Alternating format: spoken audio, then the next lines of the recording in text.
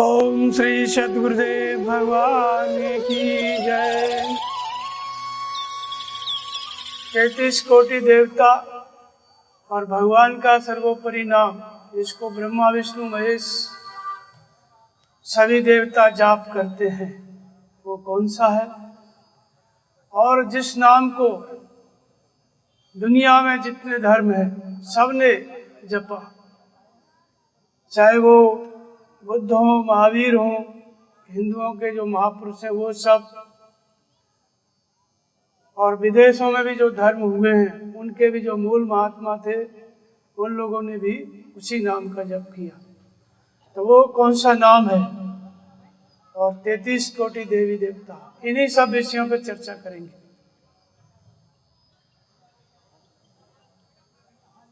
सभी लोगों के मन में ये विचार आता है कि भगवान के किस नाम का जप किया जाए, और दुनिया में हमारे शास्त्रों में बहुत से देवताओं के नाम आते हैं, जिसमें 5 प्रमुख देवता हैं, ब्रह्मा विष्णु महेश। सदा भवानी दाहिनी सन्मुख रहें गणेश, 5 देव रक्षा करें ब्रह्मा विष्णु महेश। ये 5 देवताओं का नाम आता है। और 33 कोटि देवताओं का भी नाम आता है जिनके नाम आप लोग जानते भी नहीं है। तो लोगों की ऐसी धारणा है कि 33 कोटि माने 33 करोड़ होते होंगे। फिर उसका दूसरा अर्थ भी लोग बता देते हैं कि 33 की संख्या बना लेते हैं, 11 रुद्र, 12 आदित्य, 8 वसु और दक्ष और श्री गणेश जी। इस तरह से लोग उसको गणित लगा के भी बताते हैं। लेकिन शास्त्रों में जो नाम दिए गए, यथा नाम तथा गुण, गुणवाचक है सभी। संपूर्ण देवता सद्गुणों की नामावली है और संपूर्ण असुर दुर्गुणों की नामावली है। तो बहुत से देवताओं के नाम आपने सुने, ब्रह्मा विष्णु महेश। फिर इनकी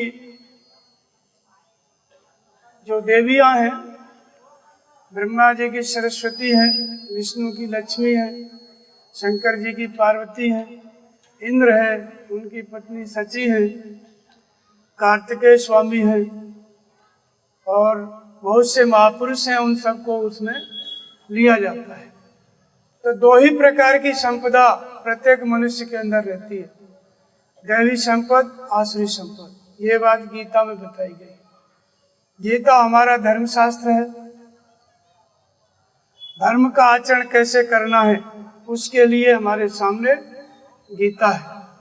अन्य शास्त्र उसी गीता का विस्तार है, चाहे कबीर बीचक हो, रामचरितमानस हो, वेद हो, उपनिषद हो, ये सब गीता के ही विस्तार हैं। और दुनिया में कोई भी महापुरुष यदि एक ईश्वर कहता है, जैसे मोहम्मद कहते हैं एक ईश्वर, जीसस कहते हैं एक ईश्वर, तो वो गीता की बात को उठा के बोलते हैं। हमारे देश में देवी देवताओं का भी प्रचलन है और बहुत से संप्रदाय अपना अपना मंत्र भी बताते हैं, नाम के बारे में भी बताते हैं, अलग अलग प्रकार का वो भी प्रचलन है। और बहुत से लोगों को प्रश्न होता है सबसे बड़ा नाम कौन सा है, जिसको ब्रह्मा विष्णु महेश भी जपते हैं, सभी 33 कोटि देवता जपते हैं, वो कौन सा नाम है? तो इन्हीं विषयों पर चर्चा है। तो एक देवी संपद होती है, एक आसुरी संपद होती है। भगवान कृष्ण गीता में कहते हैं, गीता हमारा धर्मशास्त्र है, धर्म का आचरण करना है, साधना करनी है, परमात्मा की प्राप्ति की साधना करनी है, तो उसके लिए धर्मशास्त्र गीता है। और गीता में भगवान ने बताया कि देवी संपद विमोक्षाय निवेद्याय आसुरी मता।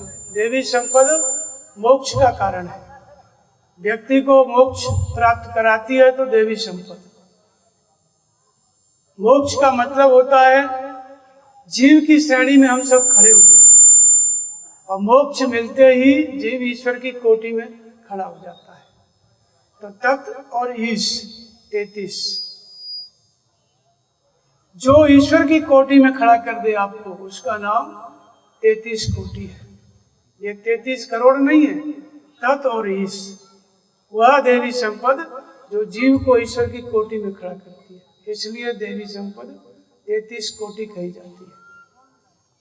तो इसकी कोई गिनती नहीं है, ये अनंत है। वानर कटक उमा में देखा और जो मूर्ख सो करंच देखा।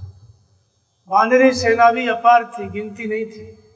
और राक्षस भी सुत समूह जन परिजन नाती, गिने गुपार निशाचर जाति। आसुरी संपत्ति भी अपार है।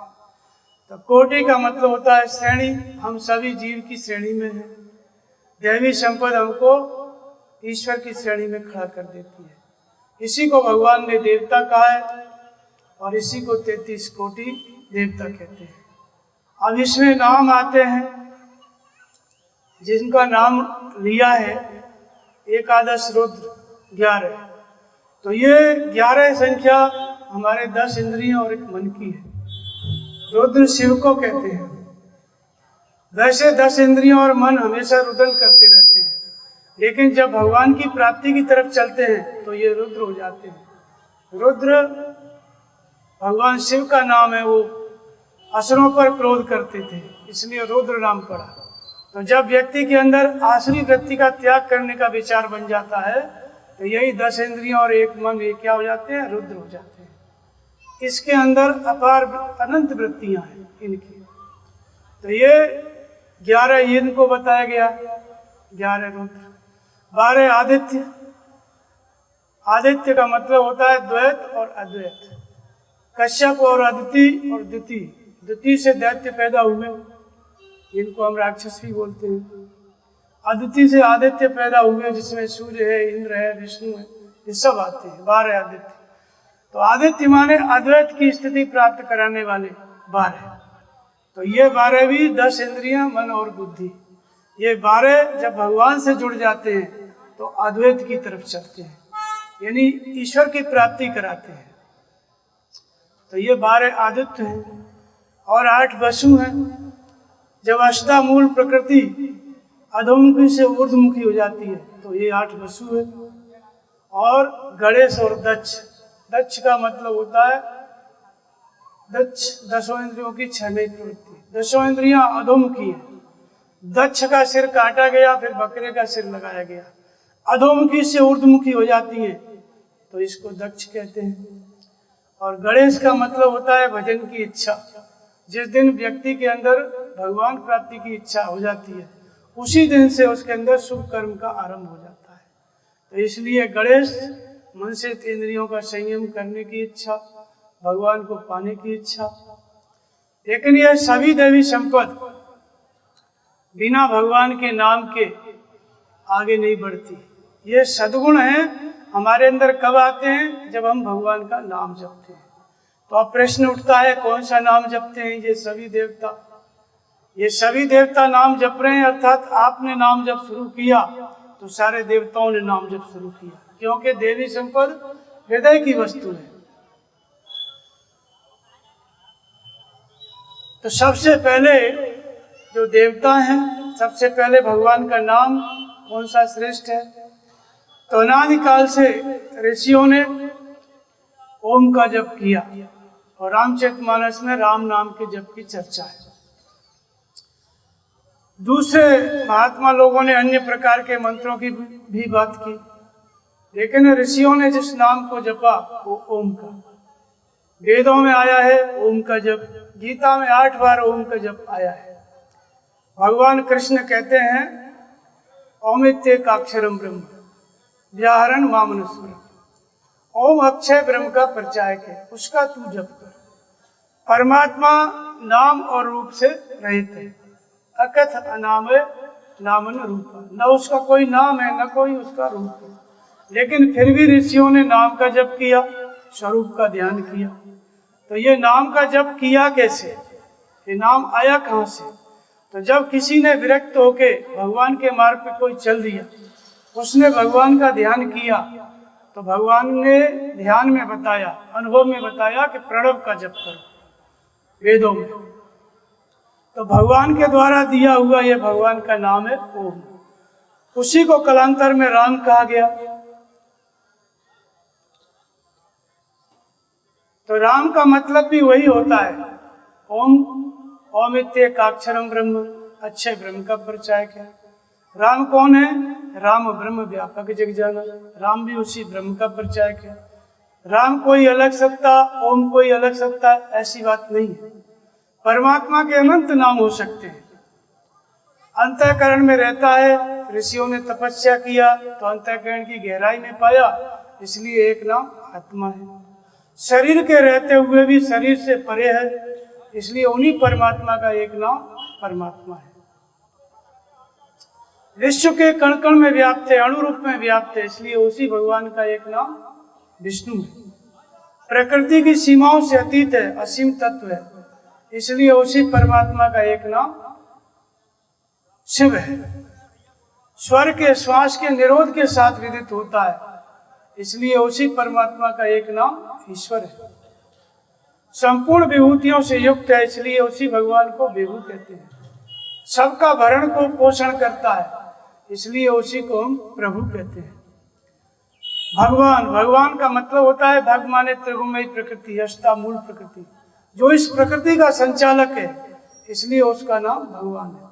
तो प्रकृति का मतलब हमारा शरीर, मन और इंद्रियां। जब ऋषियों ने तपस्या की तो उनके शरीर को भगवान संचालित करने लगे, इधर चलो, इधर मत चलो, ये सही है, ये गलत है। तो उन्होंने कहा कि ये भगवान है जो संचालन कर रहा है प्रकृति का। ऐसे ही अनेकों नाम हो सकते हैं, लेकिन जपने के लिए दो ही नामों का उपयोग किया, भगवान के दो ही नामों का, ओम अथवा राम। तो वैदिक ऋषियों ने ओम का जप किया और भक्तिकालीन महापुरुषों ने राम नाम का जप किया, जैसे मीराबाई, संत रैदास, कबीरदास, तुलसीदास, ऐसे बहुत से महात्मा, ये सब राम नाम का जप किए। दोनों शब्दों का एक ही अर्थ है। महर्षि पातंजलि कहते हैं इसी ओम के जप के बारे में, तो कहते हैं कि ईश्वर कौन है, पहले वो बताते हैं ईश्वर कौन है। तो क्लेश कर्म विपाक आश्रय अपरामृष्ट पुरुष विशेष ईश्वर है। क्लेश कहा उन्होंने, क्लेश माने दुख देने वाली वृत्ति, अविद्या, अस्मिता, राग, द्वेष, अभिनिवेश, ये 5 क्लेश है। इन 5 से प्रेरित होकर के जीव कर्म करता है, अच्छा बुरा कर्म करता है, और कर्म के परिणाम में संस्कार इकट्ठे होते हैं, कर्मों का संग्रह, और कर्मों का संग्रह अच्छा और बुरा फल देता है, अर्थात शरीर में दुख सुख मिलता है। जिस महापुरुष ने साधना करके क्लेश और क्लेशों से प्रेरित होने वाले कर्म, कर्म के संस्कार, इन सब से जो मुक्त हो गया है शरीर के रहते रहते, ऐसा विशेष पुरुष ईश्वर है।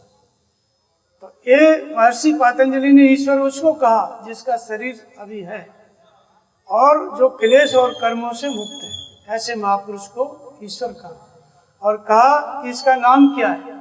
शरीर से तो महापुरुषों के अनेक नाम होते हैं, जितने महापुरुष हुए उतने ही नाम, लेकिन उन सब महापुरुषों का जो कॉमन नाम है वो प्रणव है। उन्होंने कहा तस्य वाचक प्रणव। लोग कहते हैं अनेक प्रकार के मंत्रों का जाप करते हैं, लेकिन महापुरुषों ने, सभी महापुरुषों का परमात्मा की प्राप्ति के बाद जो उनको अनुभव हुआ वही नाम उनका भी होता है। शरीर से कोई भी माँ बाप रखे, गुरु रखे शिष्य का नाम, उसको नहीं जपा जाता है। महर्षि पातंजलि ने कहा कि उस महापुरुष का नाम प्रणव है। प्रणव माने ओम।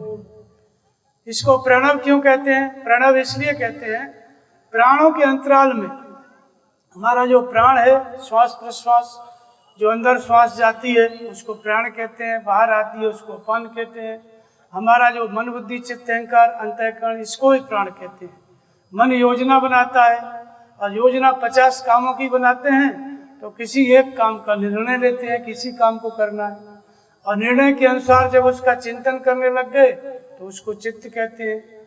और चिंतन करते करते जब वस्तु प्राप्त हो गई, कार्य पूरा हो गया, तो अहंकार। तो ये मन बुद्धि चित्त अहंकार, इसी को प्राण कहते हैं, और इसी को प्राणों का व्यापार कहा गया गीता में। सर्वाणि इंद्रिय कर्माणि प्राण कर्माणि चापरे आत्म संयम योगाग्नो ज्योति ज्ञान दीपने। संपूर्ण इंद्रियां कार्य करती हैं, इंद्रियां बाहर काम करती है, आंख बाहर देखती है, कान बाहर से सुनता है, जीभ बाहर से स्वाद लेती है, हाथ और पैर से मनुष्य बाहर चल के जाता है। तो 10 इंद्रियां बाहर काम करती हैं और प्राण भीतर काम करता है। मन योजना बनाता है तो भीतर बनाता है, बुद्धि निर्णय लेती है तो भीतर लेती है, चित्त चिंतन करता है तो शरीर के अंदर करता है। और अहंकार, मैंने काम ये किया ये हो जाऊंगा, मनुष्य के शरीर के अंदर, तो इसको कहा गया प्राण और प्राणों का व्यापार। तो इन मन बुद्धि चित्त अहंकार के द्वारा हमारी प्राणों की शक्ति संसार में खो गई है, व्यय हो गई है, खर्च हो गई है। प्रणव इस ओम को इसलिए कहते हैं कि जिस दिन से इसका जप आरंभ करते हैं उस दिन से ये प्राणों के माध्यम से जो शक्ति क्षीण हो गई है उस प्रणव के अंतराल में इकट्ठी हो जाती है, एकाग्र हो जाता है मन एकाग्र हो गया तो चारों अंतःकरण एकाग्र हो जाते हैं, श्वास स्थिर हो जाती है जिसको प्राण कहते हैं। तो इसलिए इसको प्रणव कहा गया। और प्रत्येक महापुरुष ने इसी प्रणव का जप किया, वैदिक ऋषियों ने ओम का जप किया, उसी को ओम कहते हैं, उसी को प्रणव कहते हैं। तो ये प्रणव, ये ओम प्रत्येक महापुरुष का कॉमन नाम है। आज तक जितने ऋषि मुनि हुए सबने इसी का जप किया। अब इसके अतिरिक्त संसार में इसी बात को गीता में भगवान कृष्ण ने भी कहा कि ओमित्येकाक्षरम का, जो वेदों में कहा प्रणव का जप, ओम का जप, महर्षि पातंजलि ने भी वही कहा। गीता में भी भगवान कृष्ण कहते हैं कि ओमित्येकाक्षरम का, ओम का जप कर, व्याहरण मामनुष्य। फिर एक जगह ओम का पूरा स्वरूप बताते हैं, उस मंत्र का जो महामंत्र है जिसको सभी देवी देवताओं ने जपा, परमात्मा ब्रह्मा विष्णु महेश सब ने जपा, उसको कहते हैं कि ओम तत्सन्निर्देशो, अध्याय 17 गीता में। ओम तत्सन्निर्देशो ब्राह्मण त्रिविदेशवत ब्राह्मणस्तेन वेदाश्च यज्ञाश्च विहितव्य। ओम तत् और सत, ये 3 प्रकार का नाम ब्रह्म के मुख से विस्तारित हुआ, भगवान की वाणी में कहा गया, और इसके द्वारा यज्ञ वेद और ब्राह्मण रचे गए। तो ओम तत् और सत के विषय में भी बहुत सारी भ्रांति है। कबीर पंथी इसको 3 नाम कहते हैं कि भगवान 3 प्रकार के नाम है, लेकिन नाम 3 प्रकार के नहीं है, नाम एक ही है, ओम, इसी को हमने प्रणव कहा। और तत् और सत उस ओम की विशेषता है, परमात्मा की विशेषता है।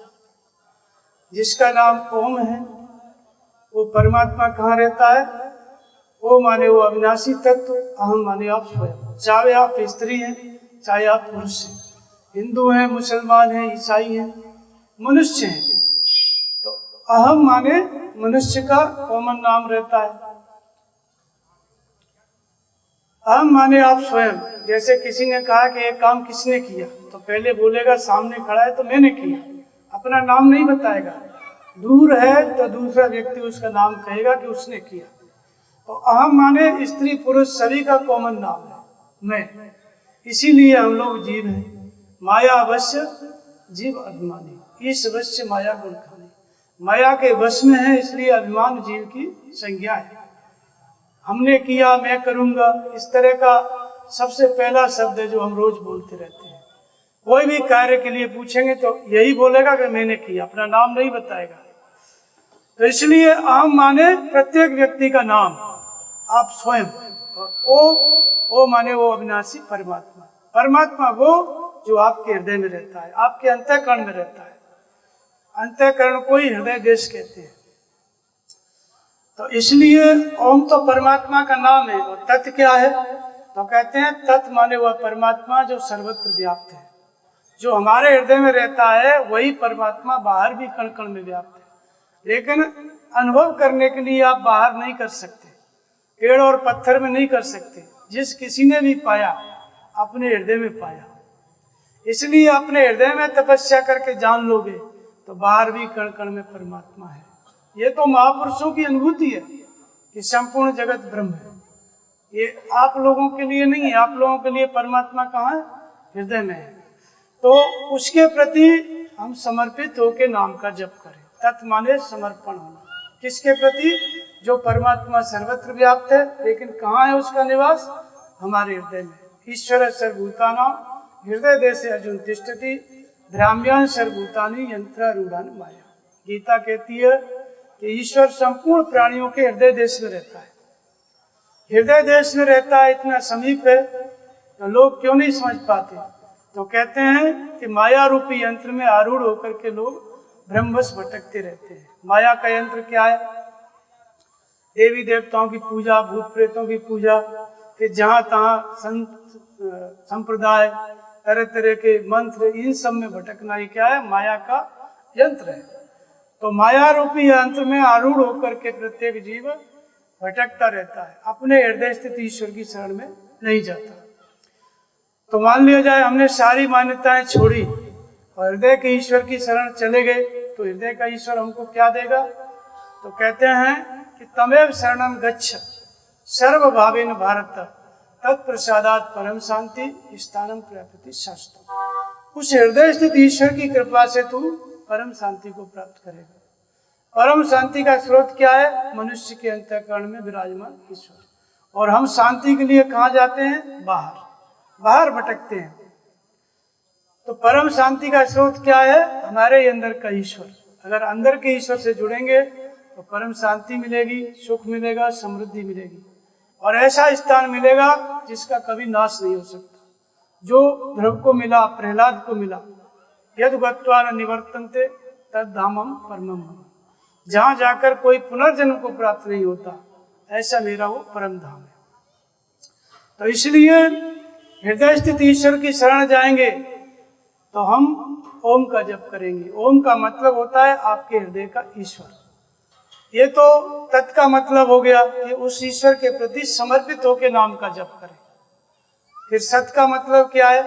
सत का उपयोग 3 स्थान पे हुआ। जप तो ओम का ही करना है, तत् माने उस परमात्मा के हृदय स्थित ईश्वर के प्रति समर्पित होकर करना है। और सत्य क्या है? सत्य भी परमात्मा का विशेषण है, विशेषता है। वह परमात्मा परम सत्य है। गीता में अध्याय 2 में कहा कि अर्जुन, आत्मा ही शाश्वत है, सत्य है, सनातन है। अच्छेद्योयम अदायोयम अखिलेद्यो अशोच्य एवच नित्य सर्वगतः स्थाणुर अचलोयम सनातन।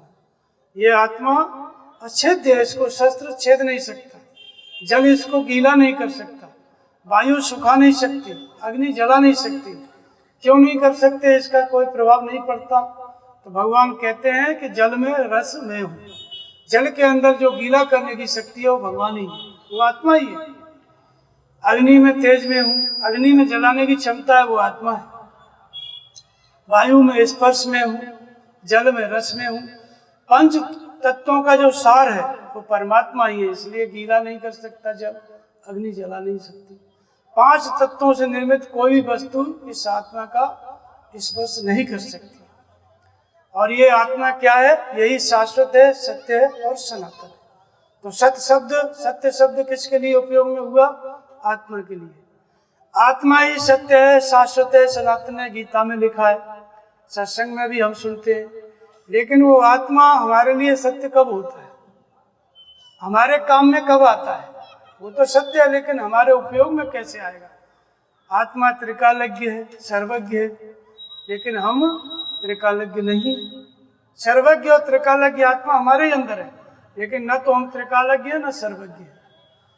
हम कैसे त्रिकालज्ञ हो जाएं? हमारे अंदर भी तीनों कालों की जानकारी हमें पता चले, तब समझो आत्मा हमारे काम में आ रहा है, तब समझो वो सत्य, परम सत्य परमात्मा हमारे उपयोग में आ रहा है। तो उसके लिए कहते हैं, सत्य के लिए, कि सत्य का मतलब है आत्मा ही परम सत्य है, परमात्मा ही परम सत्य है।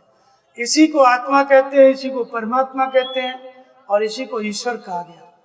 इसी को अध्याय 18 में भगवान कृष्ण कहते हैं कि अर्जुन, ईश्वर कहाँ रहता है? ईश्वर सर्वभूतानां हृदय देशे अर्जुन तिष्ठति, सबके हृदय देश में रहता है। तो आत्मा कहो, ईश्वर कहो, परमात्मा कहो, वो हमारे ही अंदर रहता है। तो उसके लिए सत्य शब्द का प्रयोग हुआ। लोग कहते हैं ये वस्त्र हमारा है, घर हमारा है, संसार में कुछ भी अपना बना लेते हैं, लेकिन क्या वो वस्तु आपकी है? क्या वो व्यक्ति आपका है? कुछ दिन में शरीर छूट जाता है। जब शरीर हमारा नहीं है तो बाहर की बनाई हुई वस्तु हमारी नहीं है। इसलिए किसी भी चीज को हम कहते हैं कि एक मकान हमारा, ये सत्य है, तो वो सत्य नहीं है, वो तो झूठ है।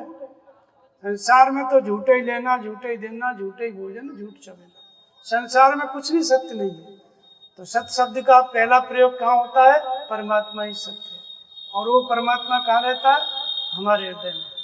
फिर दूसरा प्रयोग कहाँ होता है सत्य के लिए? सत भावे साधु भावे च सदित्य तत् प्रयुज्यते प्रशस्ते कर्मणि तथा शब्द पार्थिजोच्यते। सत्य के प्रति श्रद्धा का होना।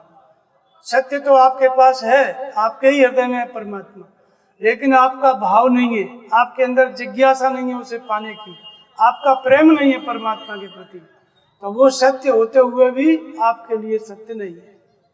वो आपके लिए सत्य कब होगा? पहले तो उसको मानो, पहले तो उसको हृदय में मानो कि आत्मा ही परम सत्य है, परमात्मा, और फिर उसको जानने के लिए उसके प्रति श्रद्धा हो। जब श्रद्धा आपकी हो जाती है तो उस परमात्मा के प्रति आप और करीब हो जाते हो। तब वो सत्य का उपयोग किसके लिए हुआ? सद्भावे। सत्य के प्रति जब भाव हो गया, श्रद्धा हो गया, आपके अंदर जिज्ञासा हो गई, तो वो सत्य आपके और करीब हो गया। इसके बाद फिर कहते हैं कि प्रशस्ति कर्मणि तथा सत्शब्द पार्थिजोच्यते। नियत कर्म भली प्रकार होने लगे, सांगोपांग होने लगे। नियत कर्म माने परमात्मा की प्राप्ति कराने वाला कर्म, जिसमें आता है मन से इंद्रियों का संयम, ओम का जप, स्वाध्याय इत्यादि जो यज्ञ हैं 14 प्रकार के, उनको करना। तो ये नियत कर्म भली प्रकार होने लगे, धारणा ध्यान समाधि की स्थिति आ जाए, नाम जप में मन लगाए और लग जाए, तो नियत कर्म भली प्रकार से होने लग गया, सांगोपांग। तो ये भी सत्य है। इसी को भगवान शिव रामायण में कहते हैं कि उमा कहूँ में अनुभव अपना और सत्य हर भजन जगत सब सपना। शंकर जी कहते हैं कि सत्य क्या है? हरि और हरि का भजन, वो सत्य है, बाकी सारा जगत क्या है? सपना है।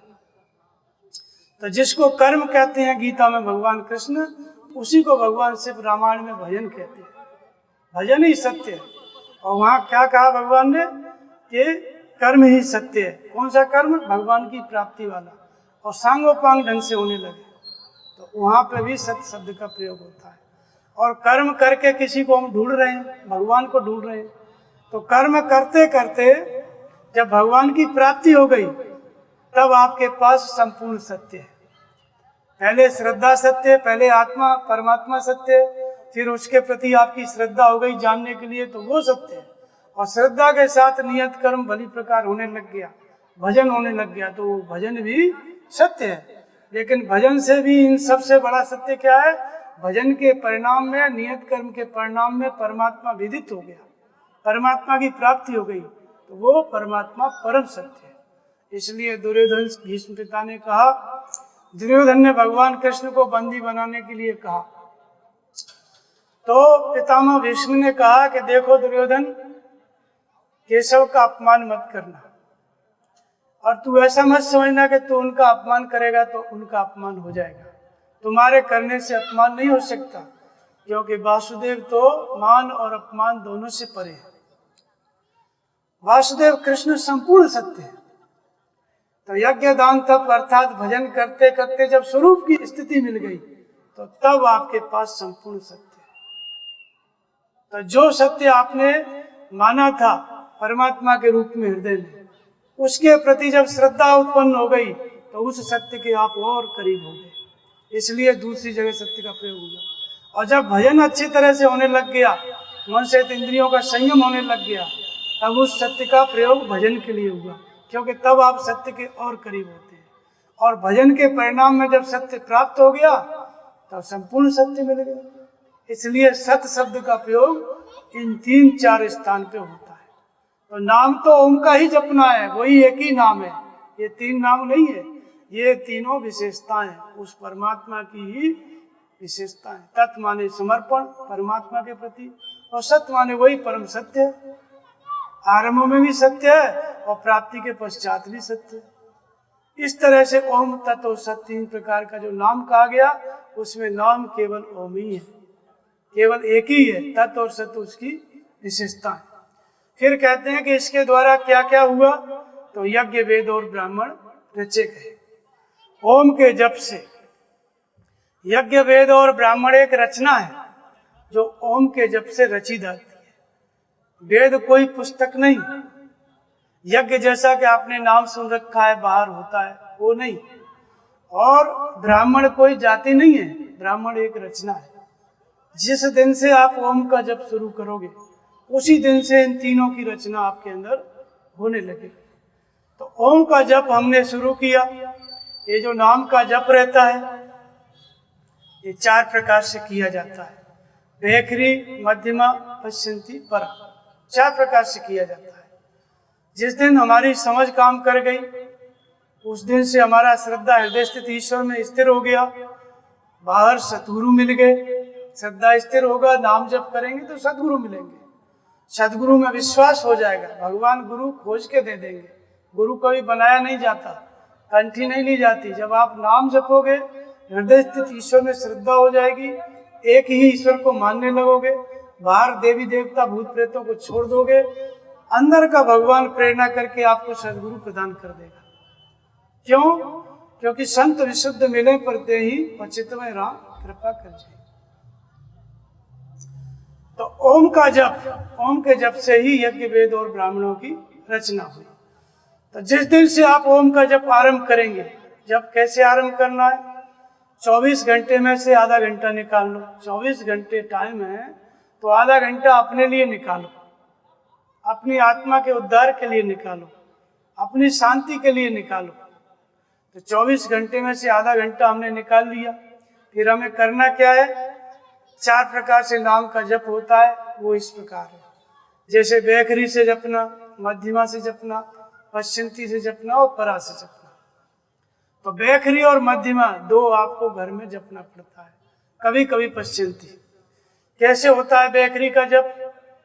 जैसे ओम ओम ओम अथवा राम, 2 ही नामों का जप हुआ। ओम इत्येकाक्षरम ब्रह्म, ओम अक्षय ब्रह्म का परिचायक है। राम किसका नाम है? राम ब्रह्म व्यापक जग जाना। राम भी उसी ब्रह्म का नाम है, दोनों एक ही परमात्मा के नाम है। ओम और प्रणव ये संस्कृत में है, राम हिंदी में, दोनों एक ही है, अलग अलग नहीं है। तो हम समझ काम कर गई, श्रद्धा हृदय स्थित ईश्वर में स्थिर हो गई, बाहर भटकना बंद हो गया, ईश्वर को अपने अंदर मान लिया। तो मानने के साथ उसको जानने के लिए नाम का जप। क्यों? क्योंकि नाम निरूपण नाम जतन से और सो प्रगट जिन मूल रतन से। ईश्वर तो हृदय में ही है, लेकिन वो प्रकट कैसे होता है? नाम के जप से। और नाम का जप किसी और नाम का जप नहीं करना है। राम नाम में अंतर है, कहीं हीरा है कहीं पत्थर है। राम नाम अगर समझ के जपोगे तो हीरा हाथ लग जाएगा, पूरे जीवन की व्यवस्था होगी। और बिना जाने जपोगे तो पत्थर भी हाथ लग सकते हैं। तो इसलिए किसी एक नाम को जपो, लेकिन समझ के जपो, सदगुरु के द्वारा पहचान के जपो। तो कैसे जपना है? 4 प्रकार से। बोल के जपा जाता है, जैसे ओम ओम ओम, तो ये बेखरी हो गया। और धीरे धीरे जपा जाता है, खुद ही बोलो खुद ही सुनो, दूसरा पास में बैठने वाला न सुनने पाए, इसको मध्यमा कहते हैं, मध्यम से धीमे धीमे। और तीसरा जप होता है पश्चिंती से। पश्चिम माने देखना। किसको देखना? श्वास को देखना। श्वास 24 घंटे चलती है। जैसे श्वास चलना बंद हो जाए तो आदमी मर जाता है। तो श्वास 24 घंटे चलती है, नासिका के अग्रभाग से प्रवेश करती है, मेरुदंड का तालु का स्पर्श करती है, मेरुदंड का सहारा लेके नाभि तक जाती है, और फिर यही श्वास बाहर आती है। 24 घंटे चलती रहती है। 2-2.5 सेकंड में श्वास अंदर जाके बाहर आ जाती है। तो तीसरा जो नाम का जप है वो श्वास प्रश्वास से होता है। इसी को प्राणापान कहा गया है। बुद्ध ने इसको विपश्यना कहा है। अनेक प्रकार से महापुरुषों ने इसका नाम दिया है, लेकिन श्वास का जप। तो तीसरा जो नाम का जप होता है श्वास के द्वारा। श्वास को देखो, श्वास कब अंदर गई कब बाहर आई, समझो अच्छे तरह से, कितनी रुकी अंदर और कब बाहर आई, बाहर कितनी रुकी। उसको जब समझ लोगे कि अंदर जा रही है आ रही है, तब अंदर गई तो ओम, दूसरे विचारों को मत आने दो। अंदर गई तो ओम, बाहर आई तो अन्य विचार ना आने पाए। तो यही प्राण का अपान में हवन है, अपान का प्राण में हवन। इसी को यज्ञ कहा है, यज्ञ नाम जप यज्ञ। और प्रत्येक महापुरुष ने इसका जप किया। महात्मा बुद्ध इसी को पानापान कहते हैं, श्वसन क्रिया कहते हैं। अपने शिष्यों को कहते थे भिक्षुओं श्वसन क्रिया पे ध्यान दो, श्वास को देखो, तो ये श्वसन क्रिया कहा है। उन्होंने भी इसी नाम का जप किया। बुद्ध कोई अलग धर्म नहीं है, इसी प्रणव का ओम का जप करते थे। उनके गुरु जो थे मिले उनको, तो उन्होंने ये श्वास प्रश्वास की विधि उनको बताई। फिर इसी नाम का जप करके श्वास प्रश्वास के द्वारा वो अविनाशी पद को प्राप्त किया। तो उन्होंने भी इसी नाम का जप किया। तो बैखरी से जपना मतलब बोल के जपना, मध्यमा से जपना धीमे धीमे जपना, पश्चंती से जपना मतलब श्वास के द्वारा जपना, श्वास को देखना। वहाँ बोला नहीं जाता है, केवल श्वास को देखा जाता है। किसके द्वारा? सूरत के द्वारा। सूरत माने मन की दृष्टि। मन की दृष्टि, सूरत, इसका मतलब क्या? आप यहाँ बैठे हो, कान में आके कोई कह दे कि घर पे चोरी हो गई, मेरी बात सुनाई नहीं पड़ेगी। आपका सामान कहाँ रखा था दिमाग में अपने आप आ जाएगा। तो मेरी बात नहीं सुनाई दे रही है लेकिन सामान दिख रहा है। इस दृष्टि को सूरत कहते हैं। ये श्वास इसी दृष्टि से देखी जाती है। कबीर ने कहा है मेरी सूरत सुहागन जागरण। तो सूरत को, मन को दृष्टा बना के खड़ा कर दो कि कब श्वास अंदर गई कब बाहर आई। बोलना नहीं है, केवल देखना है। अंदर गई तो मन से ही बोलो ओम, बाहर आई तो मन से ही बोलो ओम। और जब श्वास में नाम ढल जाता है तो जपे न जपावे अपने से आवे। श्वास अंदर गई तो ओम, बाहर आई तो दूसरे विचार शांत हो गए। धारावाही चिंतन चलने लगा, कोई भी विकल्प संकल्प आता नहीं। इसको परावाणी कहते हैं। कबीर ने इसी को कहा है कि जप मरे अजपा मरे, अनहद हु मर जाए, और सूरत समानी शब्द में ताय काल न खाए। जप करना जरूरी है। जप भी मर जाता है कब? जब अजपा पकड़ में आ जाती है। जिसको कबीर ने अजपा कहा उसी को परावाणी कहते हैं। तो जप कब तक चलता है? वैखरी से जपोगे तो चलेगा जप, मध्यमा से जपोगे तो भी जप चलेगा, और पश्चंती से जपोगे श्वास के द्वारा तब भी जप चलेगा, और परावाणी से जपोगे तब भी जप चलेगा। लेकिन परावाणी में बार बार नहीं जपना है। एक बार मन खड़ा हो गया, स्थिर हो गया, श्वास को देखने में लग गया, श्वास कब अंदर गई कब बाहर आई, अपने आप मन स्थिर हो जाता है और सिर्फ ओम ओम ओम अथवा राम राम यही रह जाता है, दूसरे विचार नहीं आते। तो अजपा भी एक स्थिति है। तो कबीर कहते हैं कि अजपा हूँ मर जाए। अजपा के बाद, अजपा कब मरता है? जब अनहद की स्थिति आती है। अनहद किसको कहते हैं? हद माने सीमा, और अनहद माने सीमा के बाहर। इसी को बैकुंठ भी कहते हैं। तो अनहद का मतलब जैसे नाम का जब बैखरी मध्यमा पश्चंती परावाणी से भी किसी की पकड़ में आ गया तो 2 घंटे 4 घंटे उसका नियम है, कितनी देर तक वो जप सकता है। लेकिन किसी किसी का इससे ऊपर की स्थिति आ गई तो जागत में सुमिरन करे और सोबत में लो लाए, और सूरत डोर लागी रहे तार टूट न जाए। जागा है तब भी श्वास में लगा हुआ, सो रहा है तब भी सूरत लगा के सोया, और जागते ही फिर श्वास में लग गया। धारावाही चिंतन, इसको क्या कहते हैं? अनहद। उसका भजन सीमा रहित हो गया। इसी को वैकुंठ कहते हैं। इसी में विष्णु भगवान रहते हैं। तो ये अनहद की स्थिति आ गई। लेकिन कबीर यहाँ रुकते नहीं और आगे कहते हैं कि अनहद हु मर जाए। अनहद भी मरता है कब? सूरत समानी शब्द में ताय काल न खाए। अनहद की अवस्था भी आ गई पर भगवान तो नहीं मिले। नाम तो जपा जा रहा है, भले ही सीमा रहित स्थिति हो गई, 24 घंटे भजन कर रहा है, लेकिन फिर भी कर तो रहा है, भगवान तो नहीं मिले।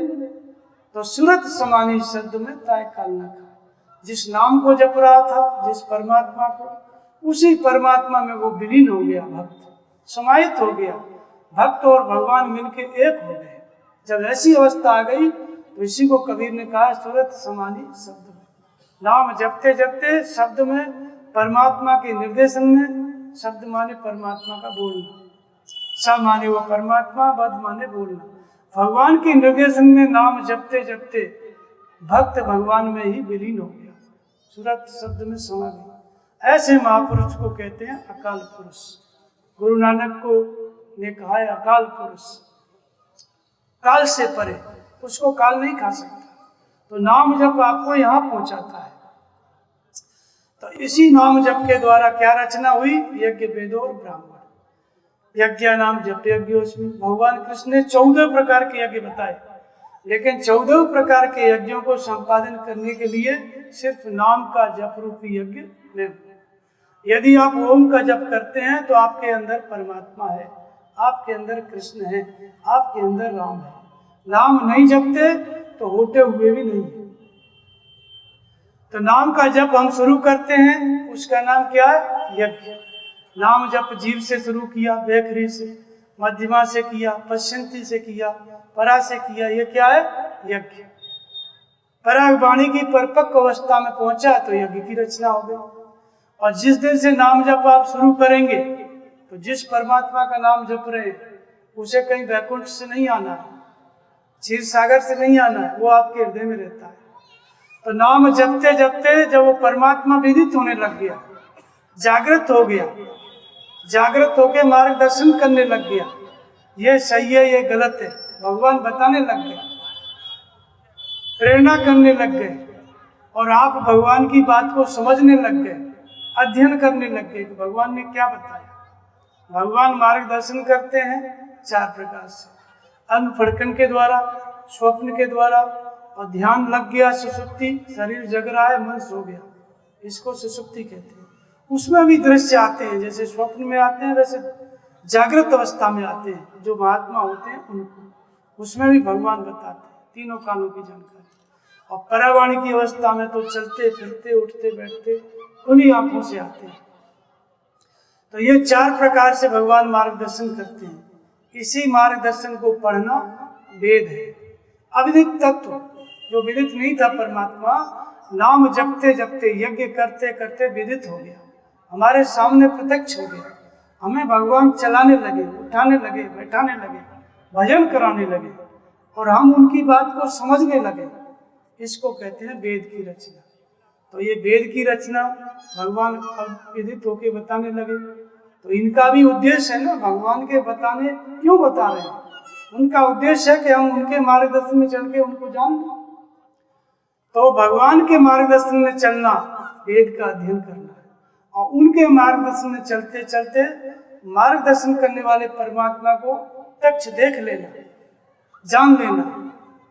तो ब्रह्म जाने थे ब्राह्मण, जब ब्रह्म को जान लिया तो ब्राह्मण। ये तीनों की रचना किससे हुई? ओम के जप से। तो ब्राह्मण एक अवस्था है, न कि बाहरी कोई जाति। बाहर किसी भी जाति का व्यक्ति अगर नाम जपता है तो वो ब्रह्म को जान के ब्राह्मण हो जाता है। कैसे? वाल्मीकि भय ब्रह्म समाना, उल्टा नाम जपा जग जाना। वाल्मीकि कौल भील परिवार में जन्म हुआ, लेकिन नाम जप किया, ब्रह्म के समानांतर हो गए, ब्रह्म हो गए। ब्रह्म को जान के ब्रह्म के स्वरूप हो गए, परमात्मा को जान के परमात्मा के स्वरूप हो गए। परमात्मा राम जब वनवास को जाते हैं तो महर्षि वाल्मीकि को, अन्य ऋषियों को प्रणाम करते हैं, नमस्कार करते हैं, अभिवादन करते हैं, लेकिन महर्षि वाल्मीकि जब उनको देखते हैं तो उनको राम दंडवत कीना, साष्टांग दंडवत करते हैं, आशीर्वाद विप्रवर दीना। थे तो कौल भी, लेकिन नाम जपते जपते क्या हो गए? विप्रवर। तो शरीर से मनुष्य कहीं भी पैदा हो सकता है, वो जाति नहीं है, समाज ने बना रखा है। और वो व्यक्ति अगर भजन करने लग गया, नाम जपने लग गया, ब्रह्म को जान लिया तो वो ब्राह्मण है। भगवान उसके अंदर विदित होके बोलने लगे तो वो वेद का अध्ययन करने वाला है, वेद भी उसके हाथ में। तो ओम तत्व सत्य के जप से क्या रचे गए? यज्ञ वेद और ब्राह्मण, ओम के जप से। तो ये गीता में भी ओम का जप है, प्रणव का, जिसको सर्वोपरि बताया। अब रामायण में क्या बताया? रामायण में राम नाम का जप आया, तो दोनों एक ही है। भगवान शंकर कहते हैं सब देवताओं, जब पृथ्वी पे अत्याचार बढ़ा तो सब देवता मिलके, धरती माता मिलके ब्रह्मा जी के पास गए। ब्रह्मा जी ने जान लिया, ब्रह्मा सब जाना मन अनुमाना, मोरे कछु बसाई, जाकर ते दासी सो अविनाशी, हमरे तो साई। ब्रह्मा जी ने समझ लिया, लेकिन उन्होंने कहा कि मैं कुछ कर नहीं सकता। ये जो अत्याचार रावण का बढ़ गया है पृथ्वी पर, देवताओं पर, सभी देवताओं को बंदी बना लिया था। तो जब प्रार्थना करे ब्रह्मा जी के पास गए तो ब्रह्मा जी ने समझ तो लिया उनका दुख, लेकिन दूर करने का उपाय वो नहीं जानते थे, नहीं बताए। तो ब्रह्मा सहित सारे देवता मिलके भगवान शिव के पास गए। शिव के पास गए तो वहां पे ये हुआ कि भगवान को कहाँ खोजा जाए, कहाँ पाइए प्रभु करिए पुकारा। बैठे सुर सब करें विचार, सब देवता विचार कर रहे थे कि भगवान को कहाँ खोजा जाए। तो देवता अपने अपने ढंग से बताए कि पूर्व वैकुंठ जान कह कोई कह पाई नहीं बस प्रभु सोई। किसी ने कहा कि भगवान वैकुंठ में रहते हैं, फिर दूसरे देवता ने कहा कि तू कम जानता है, भगवान शिव सागर में रहते हैं, मैंने देखा। उसी समाज में भगवान शिव थे। कहते हैं कि तेज समाज गिरजा में रही हूं, अवसर पाए वचन एक अवसर नहीं मिला। सब बोल रहे थे, भगवान शिव का नंबर आया तो उन्होंने एक बात कही, बहुत कुछ नहीं बताया, सिर्फ एक बात कही। क्या कहा? हर व्यापक सर्वत्र समाना प्रेम ते प्रकट हुए विजय। भगवान सर्वत्र समान रूप से व्याप्त है, लेकिन कैसे प्रकट होता है? प्रेम से। मैंने प्रेम किया है परमात्मा से, प्रकट किया है और जाना है, तब मैं बता रहा हूं। शंकर भगवान की बात सबने माना। ब्रह्मा जी ने कहा साधु साधु, यही हम लोगों में साधु है, सर्वोच्च महापुरुष यही है। इन्होंने सही कहा है कि परमात्मा सबके हृदय में है और प्रेम से प्रकट होता है। तो फिर प्रेम से प्रकट होता है तो प्रेम करो। सारे देवता अपने हृदय स्थित ईश्वर में श्रद्धा रख के वहीं पर प्रार्थना किए तो भगवान ने सुनी प्रार्थना, तुरंत आकाशवाणी हुई। आकाशवाणी ने कहा कि जन डरपो मुनि सिद्ध सुरेशा, और तुम्हें लागे धरियो नर भेषा। अंशन सहित लइयो अवतारा, और करियो दिनकर वंश उधार। डरो मत, मैं अवतार लूंगा, अवतरित होऊंगा, मनुष्य शरीर को धारण करूंगा। अवतार किसने लिया? मनुष्य शरीर में भगवान राम में कौन सी शक्ति अवतरित हुई? आकाशवाणी। आकाशवाणी अवतरित हुई। और मनु और शत्रुपा को भी भगवान ने आकाशवाणी दी। जब मनु भजन करने लग गए तो पहले तो उन्होंने विचार किया किसका भजन करो। विष्णु विरंच संग भगवाना, उपजे जास अंश ते नाना। ऐसो प्रभु सेवक वश आई, और भक्त हेत लीला गए। ब्रह्मा विष्णु महेश ऐसे भी भगवान जिसके अंश मात्र से करोड़ों उत्पन्न होते हैं और विलीन होते हैं, ऐसा भी कोई सर्वोच्च परमात्मा है। अगर है और वो सेवक के वश में है, सेवक के वश में है, तो मैं उन्हीं की तपस्या करूंगा, उन्हीं का भजन करूंगा। मनु ने जो है उस एक परमात्मा का अपने हृदय स्थित ईश्वर में श्रद्धा रख के भजन आरंभ किया। मनु अर्थात जिनकी आप लोग संतान है। स्वयंभू मनु और शत्रुपा तिनते वही नर सृष्टि। वर्तमान मानव सृष्टि मनु से हुई। मनु से होने के कारण हमारा सबका नाम क्या पड़ा? मनुज, मनुष्य, मानव। वो आदि पुरुष थे, पुराने पुरुष थे। तो मुसलमान उनको आदम कहते हैं, ईसाई उनको आदम कहते हैं। उन्हीं की संतान है पूरा विश्व। विश्व के जितने भी मनुष्य सब उनकी संतान है। सब मनुष्य मात्र सूर्यवंशी है। सूर्य के पुत्र मनु थे। तो उन्हीं मनु ने जब राज्य किया, हजारों वर्ष तक राज्य किया, इसके बाद उनको वैराग्य हुआ, हृदय बहुत दुख लगा, जन्म गयो हरि भजन। भगवान के भजन के बिना ये शरीर चौथापन आ गया, व्यर्थ ही समय बिता रहा है, भजन नहीं करना चाहता। गिलानी हुई और जबरदस्ती राज्य पुत्र को दे दिया, अपनी पत्नी के सहित वन गमन किया। तो वन में तो चले गए, लेकिन फिर विचार किया कि किस भगवान का भजन करें। ब्रह्मा विष्णु भी हैं, लेकिन उनका भजन नहीं किया उन्होंने। उस परमात्मा का भजन किया जिसके अंश मात्र से संपूर्ण सृष्टि उत्पन्न होती है और विलीन होती है। सभी देवता उत्पन्न होते हैं और विलीन होते हैं। भजन करने लगे परमात्मा का, लेकिन आ गए ब्रह्मा विष्णु महेश, बिना बुलाए आ गए। विधि हरिहर तप देखे अपारा, मन समीप आए बहु बार। एक बार नहीं आए, बहुत बार आए। ब्रह्मा जी ने कहा मेरा ब्रह्मलोक ले लो, विष्णु ने कहा वैकुंठ ले लो, शंकर ने कहा शिव धाम ले लो। मनु ने उनको देखा भी नहीं, ये भी नहीं कहा कि आसन भी नहीं दिया कि बैठो, स्वागत सत्कार भी नहीं किया। विधि हरिहर तप देख अपारा, मन समीप आए बहुबारा। क्या दे रहे थे?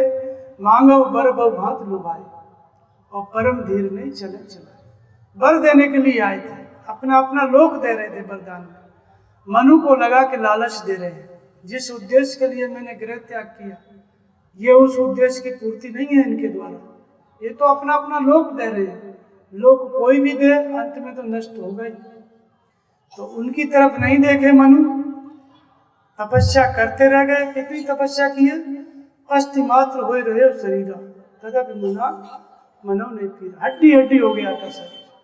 एक पैर पे खड़े होकर के मनु और शत्रुघ्न ने 10,000 वर्ष तक तपस्या की, लेकिन एकदम हड्डी हड्डी शरीर हो गया। ब्रह्मा विष्णु महेश आए, वरदान देने लगे, उधर देखा भी नहीं। फिर तपस्या में लग गए कि हमें परमात्मा चाहिए और कुछ नहीं। तपस्या में लगे, ब्रह्मा विष्णु महेश चले गए। फिर भगवान की आकाशवाणी गूंजी।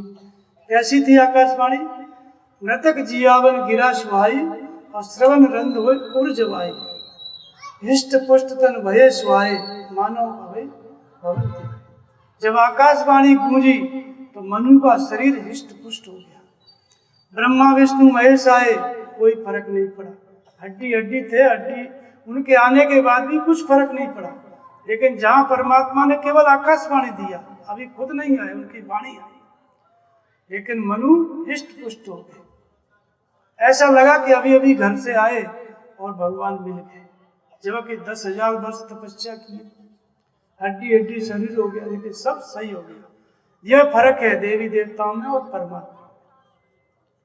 तो देवी देवता परमात्मा नहीं है, लेकिन परमात्मा तक की दूरी तय कराने वाली कोटि है, श्रेणी है। वो आपको ईश्वर की श्रेणी में खड़ा कर देंगे। देवी संपत्ति आपको मनुष्य से ईश्वर बना देगी, इसलिए वो 33 कोटि कही जाती है। तो इसलिए मनु ने भी एक परमात्मा का और राम नाम का जप किया, भगवान प्रकट हुए। तो ओम का जप करो या राम का, दोनों का मतलब एक ही नाम है, अलग अलग नाम नहीं है, और कोई किसी में श्रेष्ठ नहीं है। एक ही, संस्कृत में ओम कहते हैं, हिंदी में राम कहते हैं। इसके अलावा लोगों ने बहुत से नाम जपना आरंभ किए, बहुत से मंत्र लोग बताते हैं। कोई कहता है ओम नमो भगवते वासुदेवाय, ये जपो, 12 अक्षर मंत्र। तो ओम नमो भगवते वासुदेवाय कोई मंत्र नहीं है, ये एक प्रार्थना है। अब किसी व्यक्ति के एक से अधिक नाम होते हैं, किसी किसी के 2 नाम। आजकल तो 2 नाम सभी के होते हैं, राशि का नाम अलग, पुकारने वाला अलग। तो जब व्यक्ति को आप बुलाते हो तो दोनों नाम एक साथ लेते हो, एक बार में एक ही नाम लिया जाता है, 2 एक साथ नहीं। तो ओम तो परमात्मा का नाम है ही, और नमो माने नमस्कार, ये कोई नाम नहीं है, ये तो प्रार्थना हुई। भगवते माने भगवान, वासुदेवाय, वासुदेव किसको कहते हैं? श्वास को। श्वास ही वासुदेव है, श्वास में ही उस देव का, परमदेव परमात्मा का निवास है, इसलिए उसका एक नाम वासुदेव। तो ओम नमो भगवते वासुदेवाय, नाम सिर्फ ओम ही है, मंत्र सिर्फ ओम ही है। भगवते और वासुदेवाय तो प्रार्थना है। ये श्वास के अंतराल में प्रवाहित देव, मैं आपसे प्रार्थना करता हूँ, ओम रूप से प्रवाहित, प्रणव रूप से प्रवाहित। तो ओम नमः शिवाय कोई जपने का मंत्र नहीं, प्रार्थना। जपने का मंत्र ओम। जितने भी मंत्र हैं सबके पहले ओम लगा है, और बाद में पूछ लगा दिए हैं लोग, मैं तो ओम ही। फिर कुछ लोग कहते हैं ओम नमः शिवाय मंत्र देते हैं संप्रदाय में, लेकिन गीता में, वेद में कहीं भी इन नामों की चर्चा नहीं है, सिर्फ प्रणव की, ओम की चर्चा है। सभी महापुरुषों ने ओम का जप किया, और राम शब्द की चर्चा है। रामायण में राम नाम आया, हिंदी में राम कहते हैं। तो ओम नमः शिवाय क्या है? ओम माने वो परमात्मा, अहम माने आप स्वयं। परमात्मा वो जो आपके हृदय में रहता है, इसलिए उसका नाम ओम है। नमः शिवाय क्या है? शिव क्या है? शिव माने तीनों गुणों से अतीत तत्व, प्रकृति की सीमाओं से अतीत है, इसलिए उसी परमात्मा का एक नाम शिव तत्व है, शिव है। तो दो नाम एक साथ जपने का क्या मतलब? कोई मतलब नहीं। ओम कोई अलग भगवान, शिव कोई अलग भगवान, ऐसी बात नहीं है। ओम का ही नाम शिव है, शिव का ही नाम ओम है, दो तीन नाम नहीं है। तो सिर्फ ओम ही जपो, नमः शिवाय प्रार्थना है। तो प्रार्थना मंत्र नहीं होती है, वो तो भगवान से विनय होती है। यह प्रकृति की सीमाओं से असीम तक जो मेरे हृदय में ही निवास करता है, इतना उसका अर्थ होता है हिंदी में, और संस्कृत में ओम नमः शिवाय। तो सिर्फ ओम ही जपे, नमः शिवाय प्रार्थना है। तो इसको भी नहीं जपना है, सिर्फ ओम को जपना है। आगे फिर आता है एक गायत्री मंत्र। गायत्री मंत्र जो है कुछ समय से प्रचलित हुआ है। गायत्री मंत्र का इतिहास यह है कि विश्वामित्र तपस्या कर रहे थे, इतनी तपस्या की है कि स्वर्ग, एक राजा को स्वर्ग में भेजने लग गए। स्वर्ग में देवताओं ने कहा कि भाई यहाँ जिंदा कोई नहीं आता है, तुम नीचे की तरफ चल। तो उसको ढकेल दिए ऊपर से। विश्वामित्र का तपस्या का तेज इतना था कि वहीं रोक दिए उसको बीच में। त्रिशंकु उसको कहते हैं। न उन्होंने उधर जाने दिया और न इन्होंने नीचे आने दिया। उसके लिए एक नई सृष्टि रचने लगे। ब्रह्मा जी प्रकट हुए, बोले इस मनुष्य तो मैंने ही कर्मों का फल भोगने के लिए सृष्टि रच दी है, ये वैसे ही दुख भोग रहे हैं। तुम नई सृष्टि रचोगे तो ये भी दुख ही भोगेंगे। ऐसा उपाय, ऐसी कुछ रचना करो कि इनका उद्धार हो जाए। तो सृष्टि की रचना बंद की। ब्रह्मा जी ने रची थी, विश्वामित्र रचने जा रहे थे। विश्वामित्र ब्रह्मा जी के मना कहने पर रुक गए। इतना तपस्या का बल। लेकिन जब समय आया परीक्षा का, विश्वामित्र का, तो तपस्या करते थे और कोई न कोई कारण से तपस्या खंडित हो जाती थी। 3 बार विचलित हुए विश्वामित्र। 3 बार भगवान के पास पहुंचते पहुंचते अपने मार्ग से तपस्या उनकी खंडित हुई। तब उनके मन में ग्लानि हुई और फिर उन्होंने प्रार्थना किया। जो प्रार्थना किया वो उस समय संस्कृत में थी, क्योंकि भाषा संस्कृत थी। तो वो प्रार्थना गायत्री मंत्र है। तो वो क्या है? ओम भूर्भुवः स्वः तत्सवितुर्वरेण्यं भर्गो देवस्य धीमहि धियो यो न प्रचोदयात्। ओम माने वो परमात्मा, वो अविनाशी तत्व जो हमारे हृदय में है, जो उनके हृदय में है, सबके हृदय में है। फिर उसकी विशेषता बताई कि स्वर्गलोक, पृथ्वीलोक और पाताल लोक, तीनों लोकों में जो व्याप्त है। एक लोक में नहीं, तीनों लोकों में व्याप्त है। भूर्भुवः स्वः, वही एकमात्र वर्ण करने योग्य है, चयन करने योग्य है। मनुष्य जब तपस्या करता है तो परमात्मा का ही वर्ण करता है, उसी का चयन करता है। तो विश्वामित्र ने कहा कि हे वर्ण करने योग्य देव, परमदेव परमात्मा, धीमहि धियो यो न प्रचोदयात्। मेरी बुद्धि में प्रवेश करो कि मैं आपको जानूं। मैं अपने बल से आपको नहीं जान पा रहा हूं, इसलिए मेरी बुद्धि में प्रवेश करो कि मैं आपको जानूं। हिंदी में यह मतलब होता है। संस्कृत में गायत्री छंद और हिंदी में हे परमदेव परमात्मा, तत्व रूप से व्याप्त तीनों लोकों में एकमात्र वर्ण करने योग्य देव, मेरी बुद्धि में प्रवेश करो कि मैं आपको जानूं। इतना लंबा मंत्र नहीं होता है, यह भी एक प्रार्थना है। समर्पणात्मक छंद है। उन्होंने समर्पण किया भगवान के प्रति, तो ये समर्पण में जो लाइन आई उसको छंद कहते हैं। तो ये कोई मंत्र नहीं है। मंत्र इसमें भी शुरू में ओम लगा हुआ है, पूछ के रूप में इतना लंबा मंत्र है। तो इसलिए मंत्र केवल ओम ही है। परमात्मा ने जपने के लिए ओम दिया है और उसी का हिंदी में राम कहते हैं, दोनों एक ही है। तो इसलिए जब समर्पण किया विश्वामित्र ने तो भगवान की प्राप्ति हो गई समर्पण के साथ। तो समर्पण का नाम गायत्री है, न कि कोई मंत्र। मंत्र तो ओम ही है, विश्वामित्र भी ओम का ही जप करते थे। इसी प्रकार से इसी मंत्र को जो है ब्रह्मा विष्णु महेश ये भी जपते हैं। ब्रह्मा विष्णु महेश क्या है? ये साधना के 3 स्तर हैं, देवता हैं, अर्थात हमको ये ईश्वर तक की दूरी तय कराते हैं। ईश्वर नहीं है, ईश्वर की कोटि में खड़ा करने वाले देवता हैं, देवी संपद है, साधना का विशेष स्तर है। ये तीनों हमको ईश्वर की कोटि तक पहुंचाते हैं, इसलिए 33 कोटि में ये भी आते हैं। तो ब्रह्मा किसको कहते हैं? जब आप नाम का जप करोगे तो ये परमात्मा दृष्टा के रूप में है। जैसे लाइट जल रही है, चाहे आप सत्संग सुनो चाहे गाना सुनो, लाइट मना नहीं करेगी। ऐसे ही परमात्मा प्रत्येक व्यक्ति के हृदय में लबालब भरा हुआ है। कैसे भरा हुआ है? राम सिंधु घन सज्जन धीरा, चंदन तर हरे संत समीरा। राम अचल प्रतिष्ठा का समुद्र है। जैसे समुद्र में जल भरा हुआ है, जो आप पानी पीते हो कुओं से, नदियों से, नल से, ये समुद्र का ही जल है। लेकिन वो समुद्र मेघ बन के जब बरसता है तब पीने के काम में आता है। डायरेक्ट समुद्र किनारे आपका घर है, वो अकाल पड़ जाए तो आप समुद्र का पानी पी करके जिंदा नहीं रह सकते। नमक जैसा खारा है, जीवित नहीं बचोगे, पी नहीं सकते, उल्टी हो जाएगी। तो राम परमात्मा तो हमारे सबके हृदय में है, लेकिन डायरेक्ट परमात्मा को कोई नहीं पा सकता, परमात्मा का उपयोग कोई नहीं कर सकता। बीच में क्या है? मेघ। मेघ कौन है? जो बरसात करते हैं।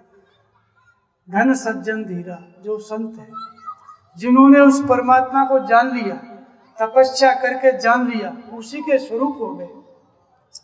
ऐसे तत्वदर्शी महापुरुष जब मिलते हैं, पहले ही श्रद्धा तो परमात्मा में हो, हृदय स्थित ईश्वर में, फिर उनकी प्रेरणा से जब सतगुरु मिल जाए, जिन्होंने भगवान को जान लिया, वो मिल जाए, उनके प्रति हमारी श्रद्धा हो, इसके बाद जब हम नाम जपने लगेंगे और महापुरुष के स्वरूप का ध्यान करने लगेंगे, तो ब्रह्मा का मतलब होता है सृष्टि की रचना करना। सृष्टि की रचना करना। कौन सी सृष्टि की रचना करते हैं ब्रह्मा? बाहर तो मनुष्य से मनुष्य पैदा होता है, पेड़ से पेड़ पैदा होता है, हर वस्तु से वस्तु पैदा, व्यक्ति से व्यक्ति पैदा होता है। ये तो सृष्टि ब्रह्मा कहीं दिखाई नहीं देता कि ये रच रहा है किसी को। कौन सी सृष्टि रचते हैं?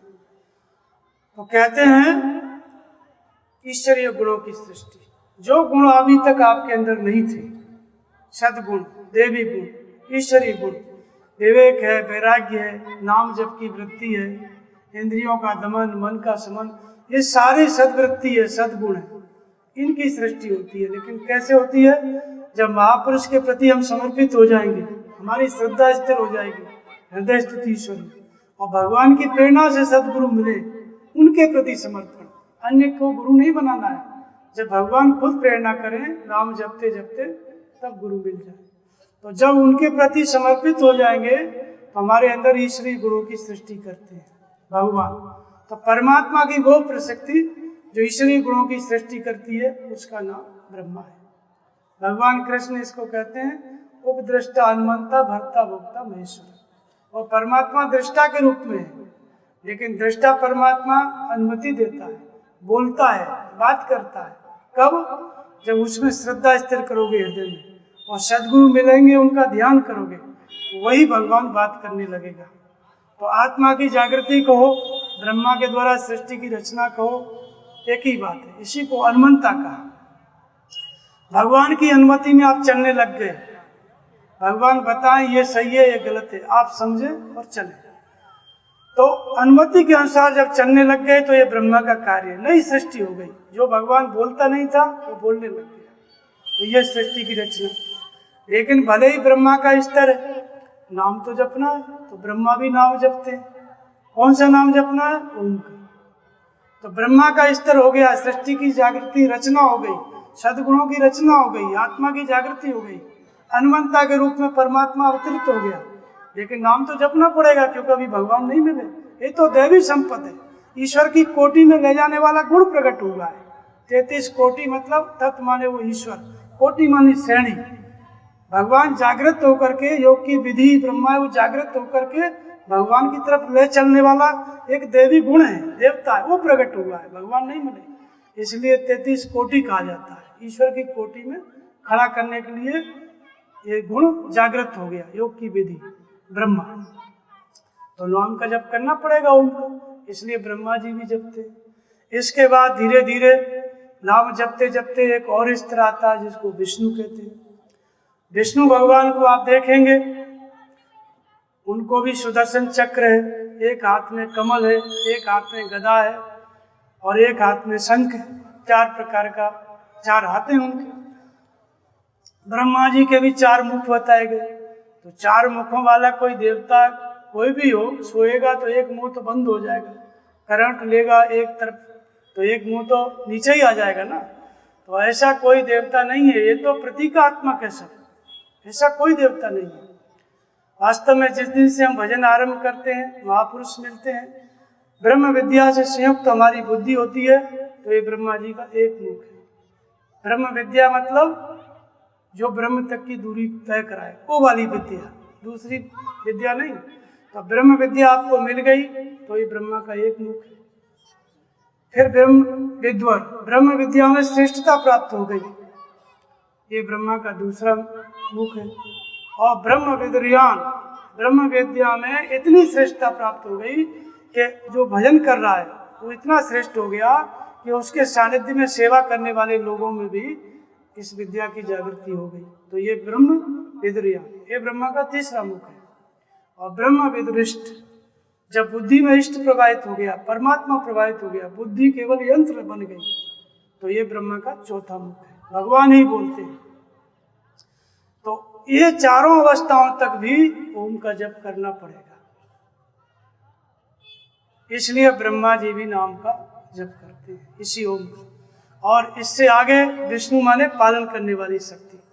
पालन करना यानी योग क्षेम करना, योग माने मिलन। आप भगवान से मिलने के लिए नाम जप रहे हैं, और भगवान जब तक नहीं मिल जाते तब तक आपके शरीर को कहाँ पे रहना है, क्या खाना है, क्या पीना है, कैसे सुरक्षित बचना है प्रकृति से, विकारों से, वो सारी व्यवस्था करता है वो परमात्मा की वो शक्ति जो योग क्षेम, ये सारी व्यवस्था करती है। जब तक भगवान मिल नहीं जाते तब तक आपकी सुरक्षा करना, आपके भजन की रक्षा करना, जिस शक्ति का काम है उसका नाम विष्णु है। तो विष्णु पालन करने वाले हैं। उनके हाथ में चक्र है। चक्र का मतलब होता है साधक भजन करते करते कहीं अटक गया, कोई विचार उत्पन्न हो गया, नहीं पार पा रहा है, तो भगवान ऐसा बता देंगे कि उससे तुरंत वो पार पा जाएगा। परमहंस महाराज जी थे उज्जैन के कुंभ में, उनके मन में विचार आया, जहाँ भी जाते थे पंगत में बैठते थे, दिगंबर रहते थे, खड़िया है, पहले पूछते थे क्या संप्रदाय, क्या प्रेम पट, क्या योग पट, नहीं बता पाते थे तो उठा देते थे, बोले खड़िया है, सही नहीं है, किसी संप्रदाय का नहीं है, गुरु का नहीं है, पीर का नहीं। तो उनके मन में एक दिन विचार आया, एक दिन ग्लानि हुई कि जहाँ जाता हूँ हर जगह पूछते हैं। और उधर मेला में घोषणा हो रही थी माइक में, डुगडुगी के द्वारा, तब माइक नहीं होते थे, कि जो भी बिना गुरु का है शंकराचार्य के यहाँ शिष्य बन जाए, भर्ती हो जाए, आज से उसका नाम मिल जाएगा कि शंकराचार्य के शिष्य हैं, और ये अखाड़ा, ये द्वारा, इतना सब कुछ नाम मिल जाएगा। परमहंस महाराज ने विचार बनाया कि आज हम भी किसी जत्थे में शामिल हो जाएंगे, शंकराचार्य के शिष्य हो जाएंगे। और उसके बाद इतना विचार मन में आया,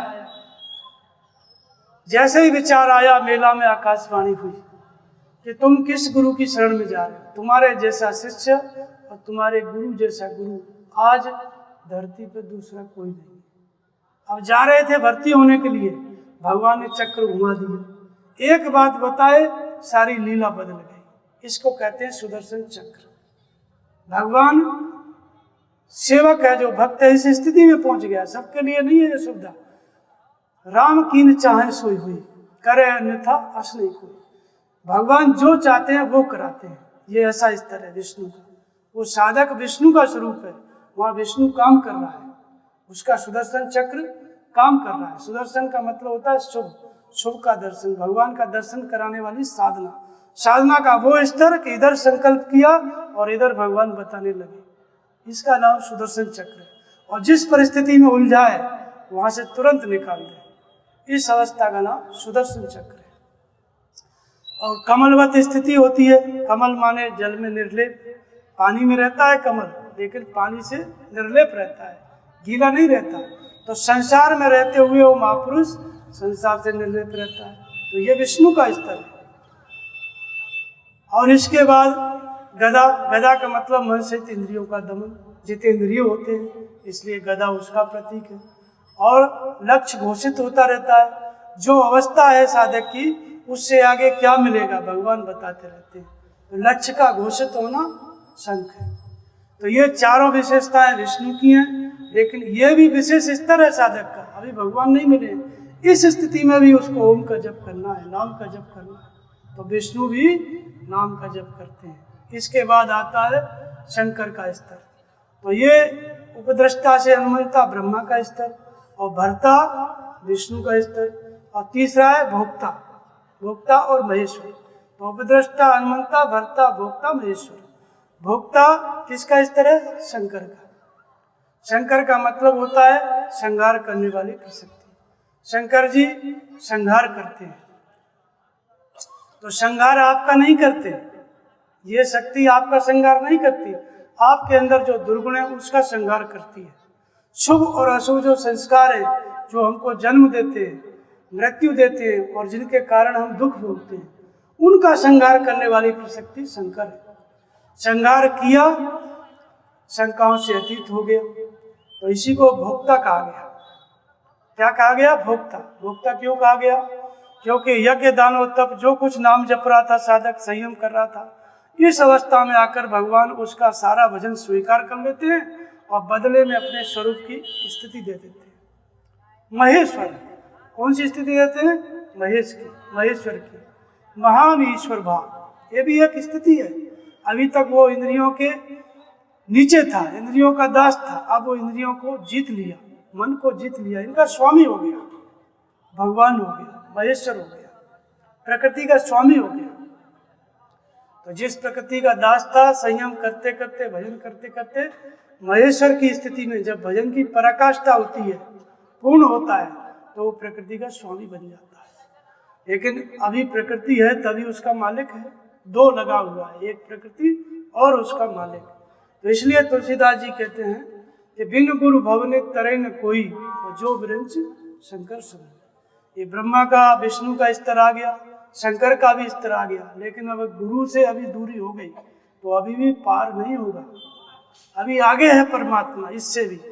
तो जब भगवत्ता मिल गई, जितेंद्रियता आ गई, भगवान की प्राप्ति हो गई, इस अवस्था से भी वैराग्य हो जाए, यानी भगवान की भी आवश्यकता उसको न रह जाए, ऐसी अवस्था आ जाए, तब उसी स्थिति में वो साधक, वो भक्त परमात्मेति चाप्युक्तो देहेऽस्मिन् पुरुष, इसी शरीर में रहते रहते साधना की ये अवस्था आ गई कि भगवान मिल के भी वो इच्छा भी पूरी हो गई, उससे भी लगाव नहीं रह गया कि भगवान को खोजना है। जब इससे भी भगवत्ता से भी वैराग्य होता है, इसके बाद वही व्यक्ति, वही भक्त उसी शरीर से परमात्मा होता है, जिसको हम साक्षात परम ब्रह्म स्वरूप सदगुरु कहते हैं। इसीलिए गुरु को कहा गया, गुरु ब्रह्मा, योग विधि की जागृति, ईश्वरी गुणों की रचना सदगुरु से होती है। गुरु विष्णु, सदगुरु ही विश्व के अनुरूप में व्याप्त सत्ता को प्रेरित करके पालन करता है, भजन कराता है, इसलिए गुरु ही विष्णु, और गुरु देवो महेश्वर, और गुरु ही महेश है। यानी जितेंद्रियता की स्थिति भी गुरु के ध्यान से, नाम जप से ही प्राप्त होती है, और जब प्राप्त हो गई, भगवान की प्राप्ति हो गई, उस अवस्था से भी ऊपर गुरु ही उठाता है, इसलिए गुरु साक्षात परम। यह तीनों परिस्थिति में ब्रह्मा, विष्णु, महेश, तीनों अवस्थाओं में नाम का जप चलता है। इसलिए इसी ओम का जप कौन करता है? ब्रह्मा, विष्णु, महेश, ये सर्वोपरि देवता हैं, ये करते हैं। लेकिन ये क्या है? 33 कोटि। तत् माने वो ईश्वर, और कोटि माने श्रेणी। इन तीनों ने हमको कहाँ पहुंचा दिया? ईश्वर की कोटि में, साक्षात परम ब्रह्म की कोटि में पहुंचाया। इसलिए 33 कोटि देवता कहा गया। ये 33 करोड़ नहीं है, 33 कोई गिनती नहीं है। तत् माने वह परमात्मा, वह ईश्वर, तत् धन ईश 33, और कोटि माने श्रेणी। उस श्रेणी में यह देवी संपद हमको ले जाती है, ब्रह्मा, विष्णु, महेश। इसी में आता है इंद्र का नाम आता है। इंद्र का मतलब होता है मनसित इंद्रियों की विजेता अवस्था। मनसित इंद्रियों पर संयम करके भी, संयम के साथ भी हमें क्या जपना है? नाम जपना है। तो मनसित इंद्रियों का संयम करके नाम जपा जाता है, इसलिए इंद्र भी जपता है। इसके बाद और देवता आते हैं, जैसे कार्तिकेय आते हैं, वो देवताओं के सेनापति हैं। तो कार्तिकेय का मतलब होता है कर्मों का त्याग। उनको 6 सिर है। 6 सिर का मतलब होता है काम, क्रोध, लोभ, मद और मत्सर, ये 6 विकार है। जो इनको जीत करके, इनसे हटके 6 ऐश्वर्य होते हैं, विवेक, वैराग्य, सम, दम, तेज और प्रज्ञा। ये 6 ऐश्वर्य जिसके अंदर आ गए वही खडानन है। तो क्या है? खडानन है, वही कार्तिकेय है। इस अवस्था में कर्मों का त्याग हो जाता है, लेकिन ये भी अवस्था विशेष है। यहाँ पर भी नाम का जप चलता रहता है, इसलिए ये भी नाम जपते हैं। फिर गणेश जी को आप देखेंगे तो प्रथम पूजियत नाम प्रभाव, नाम प्रभाव जान गण रहो। नाम का जप करते करते जब हम नाम जपना आरंभ करते हैं, तब करते हैं जब किसी के अंदर भगवान की प्राप्ति की इच्छा होती है। तो ईश्वर प्राप्ति की इच्छा होना ही गणेश है। मन से इंद्रियों को वश में करने की इच्छा हो जाए और ईश्वर की प्राप्ति की जिज्ञासा हो जाए। जो ईश्वर प्राप्ति की इच्छा है उसी को हम गणेश कहते हैं। जैसे ही ईश्वर प्राप्ति की इच्छा होगी, शुभ कर्म का आरंभ हो जाएगा। मनु के हृदय में वैराग्य हुआ, भगवान के पाने की इच्छा हुई, तो अनायास घर छोड़ करके भजन करने लग गए। शुभ कर्म का आरंभ हो गया, श्री गणेश इसको कहते हैं। तो ये भी क्या है? ईश्वर प्राप्ति की इच्छा हो गई, तब भी आपको नाम का ही जप करना है, ओम का ही जप करना है। तो गणेश जी भी जपते हैं, नाम के प्रभाव से ही गणेश पूजनीय है, ये सब जपते हैं। और फिर किस किस ने जपा? जपे पवन सुख पावन नाम, अपने बस कर राखे राम। हनुमान जी पूजनीय हुए, ईश्वर की श्रेणी में पहुंच गए ईश्वर को जान करके। तो इसलिए सभी महापुरुष 33 कोटि में आते हैं। जो ईश्वर की श्रेणी में पहुंच गए वो भी 33 कोटि हैं, और जो ईश्वर की श्रेणी में पहुंचाने वाली देवी संपद है वो भी 33 कोटि है। क्योंकि आज का देवता कल का भगवत स्वरूप महापुरुष होता है। तो इसलिए हनुमान जी भी नाम जप करके उसी स्थिति को प्राप्त हुए। तो एक तो हनुमान जी महापुरुष हुए जिन्होंने नाम का जप किया, भगवान को पाया अपने हृदय में। जब हृदय खोला तो उसमें भगवान का निवास था, हृदय में पाया। दूसरा हनुमान किसको कहते हैं? तो वैराग्य रूपी हनुमान। दृष्टानुश्रविक विषय वितृष्ण से वशीकार संज्ञा वैराग्य। जहाँ तक दिखाई पड़ता है, सुनाई पड़ता है, दिखाई सुनाई पड़ने वाली जो भी वस्तु है वो दिखाई भी पड़े, सुनाई भी पड़े, लेकिन मन में कोई विचार उत्पन्न न हो। आंखों से देखने पर, कानों से सुनने पर भी मन में कल्पना न हो, इस अवस्था को वैराग्य कहते हैं। और जिसके अंदर ये अवस्था है वो वर्तमान में हनुमान का स्वरूप है कि दिखाई पड़ रहा है, सुनाई पड़ रहा है कि मन में कोई इच्छा, कोई विचार, कोई चिंतन कुछ नहीं चल रहा, सब बाहर का बाहर ही छूट गया। इस अवस्था को क्या कहते हैं? हनुमान कहते हैं। तो वैराग्य रूपी हनुमान। हनुमान जी की विशेषता क्या थी? हनुमान जी ने क्या काम किया? बाल समय रवि भक्ष लियो तब तीनों लोग भयो अंधियार, वो सूर्य को निकल गए। तो आजकल लोग ऐसे संस्थाएं चली हुई हैं जो इसी बात को लेके कहती हैं हनुमान जी तो बंदर थे, इसी धरती पर रहते थे, सूर्य को कैसे निकल गए? ये तो सब गप लिखा हुआ है, लोग प्रचार करते हैं। ऐसे लोग हैं जो दिन भर यही सब बताते हैं कि आपके पुराणों में क्या क्या कमी है, लेकिन ये पुराण या जो भी शास्त्र हैं सिर्फ महापुरुष ही जान सकते हैं, साधारण व्यक्ति नहीं जान सकते। तो हनुमान जी का मतलब क्या है? वैराग्य, वैराग्य रूपी हनुमान। अब वैराग्य कब होता है जीव के अंदर? जानिए तबहि जीव जग जागा, और जब सब विषय मिला सुरागा। मनु को वैराग्य हुआ तो उस अवस्था में हनुमान। बुद्ध को वैराग्य हुआ, जिनको देखे बिना रह नहीं सकते थे, उन्हीं को देख करके 1 मिनट भी रहने का मन नहीं हुआ और तुरंत गृह त्याग किया, भजन करने चले गए। तो वैराग्य जिसके अंदर होता है तो वो क्या करता है? सूर्य को निगल जाता है। सूर्य किसको कहते हैं? सूर्य का मतलब होता है वह सहज प्रकाश स्वरूप परमात्मा, लेकिन वो परमात्मा का निवास कहाँ है? इस श्वास में। मैंने बताया ना, श्वास आ रही है जा रही है, इसी श्वास में परमात्मा प्रवाहित है, इसलिए उसका एक नाम क्या है? वासुदेव है। परमात्मा श्वास में प्रवाहित है और उसका नाम क्या है? वासुदेव है। तो वो परमात्मा क्या है? सूर्य का रूप है, सहज प्रकाश स्वरूप है। जब नाम जपते जपते श्वास प्रश्वास से नाम चलने लगता है और संसार से वैराग्य हो जाता है, दूसरा विचार नहीं आता, तो श्वास पकड़ में आ जाती है। श्वास अंदर गई तो ओम, बाहर आई तो ओम। जब श्वास पकड़ में आ गई तो यही हनुमान जी के द्वारा सूर्य का निगलना है। श्वास पकड़ में आ गई तो होता क्या है, तीनों लोक भयो अंधियार, तीनों लोकों में अंधेरा छा गया, सूर्य को निगल लिया। श्वास पकड़ने के बाद प्रकाश किस चीज का था? पहले जब श्वास चल रही थी, नाम नहीं जप रहे थे, तो आपके सामने कौन सा प्रकाश था? प्रकृति का प्रकाश था। आंखें प्रकृति में माया में देख रही थी, कान माया में सुन रहे थे, चेतना तो थी, आत्मा तो है, लेकिन उसका सारा फोकस, सारा लाइट संसार में। तो प्रकृति का प्रकाश जो था, जैसे ही श्वास का जप करते करते वैराग्य के साथ श्वास पकड़ में आई तो प्रकृति का अंधकार हो गया और परमात्मा का प्रकाश हो गया।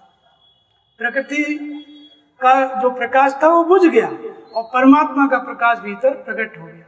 तो यही सूर्य का निगलना है हनुमान जी के द्वारा। तो हनुमान जी का मतलब होता है वैराग्य। इसी तरह से जितने देवता हैं सबका इसी तरह से नाम है, ब्रह्मा विष्णु महेश गणेश और दक्ष, इन सब के बारे में मैंने बताया।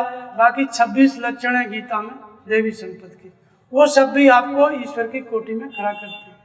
3 श्लोक में बताया गया। अभयम सत्व संशुद्धि ज्ञान योग व्यवस्थितो दानम दमश्च यज्ञश्च स्वाध्यायस्तप आर्जवम्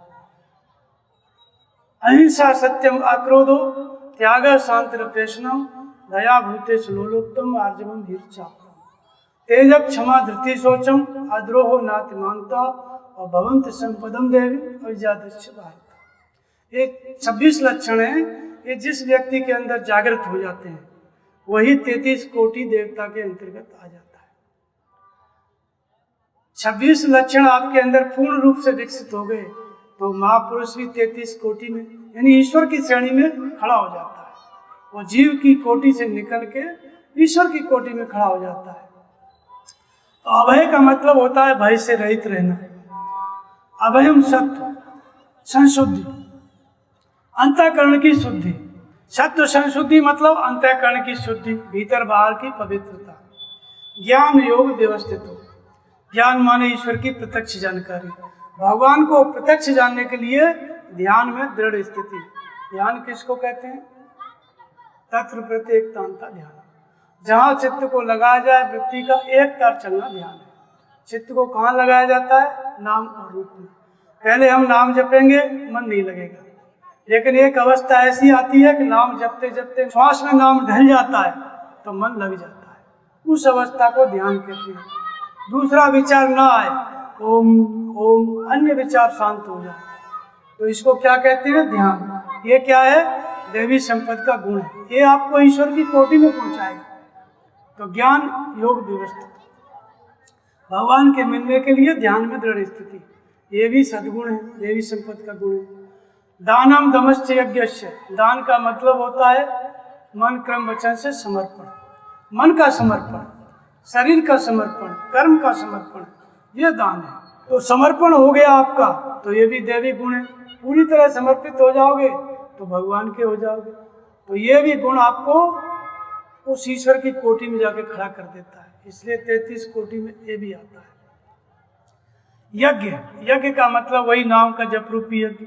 नाम का जप करते करते भगवान की प्राप्ति होती है। तो यज्ञ कर रहे हो तब भी आप जो है, आपके अंदर देवी संपद है, 33 कोटि में खड़े हो जाओगे।